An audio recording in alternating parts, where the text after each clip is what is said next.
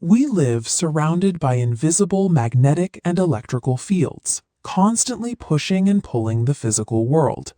Watch how these iron filings react to a live current, snapping into shape around the wire. The exact geometry of this relationship was first pieced together by Hans Christian Ørsted, who proved that electric currents generate magnetic fields. The core physical reality of electromagnetism relies on three specific vectors: magnetic field, current, and physical force. In three-dimensional space, they always operate at strict 90-degree angles to each other. For students, this presents a massive trap. Learning to contort your fingers into perpendicular shapes is easy, but applying the wrong hand to a problem results in a failed answer. Instead of trying to memorize the hands first, start with a diagnostic approach. Ask yourself, what are you trying to find? Your starting variables dictate exactly which rule to use.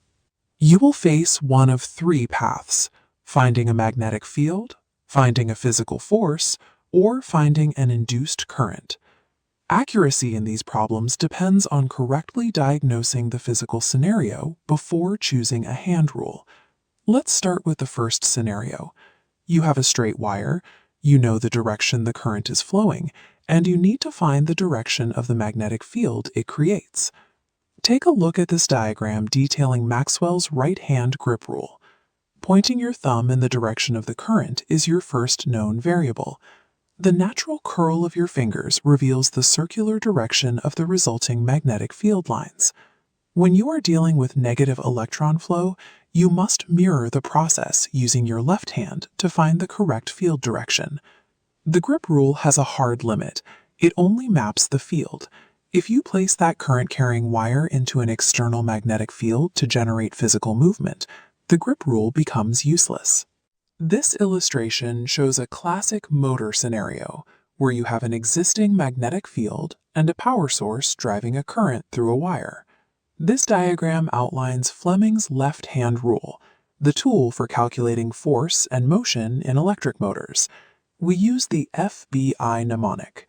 The forefinger represents the magnetic field, the center finger points along the current, and the thumb reveals the resulting force.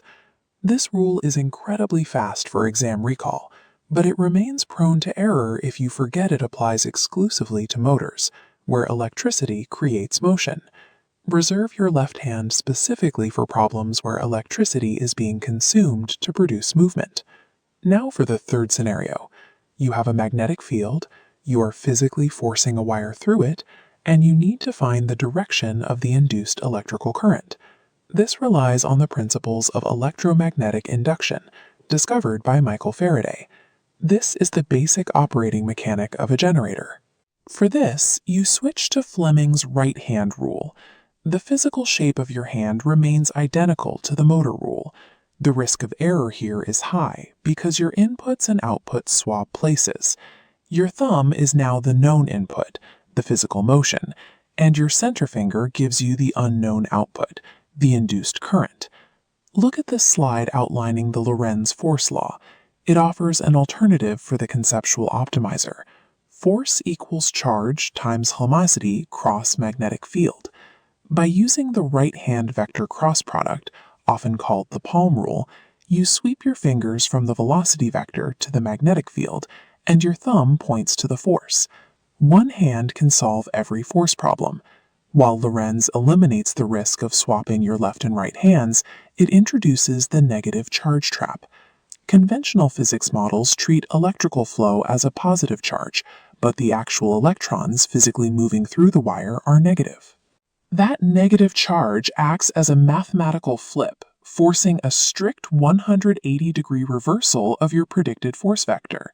If you choose the Lorentz method, you must either reverse your final answer for electrons or perform the cross product with your left hand to correct the math automatically. Mastering these vector rules demands constant awareness of your variables. You must know if you are tracking positive ions or negative electrons before calculating your answer. Let's look back at the decision tree. Every problem is solved by correctly identifying your starting variables. We can map these tools into a single summary matrix. For the exam-focused memorizer, the path is categorical. Use the grip rule for fields, your left hand for motors, and your right hand for generators. This requires a high initial memory load, but provides a specific manual for specific hardware.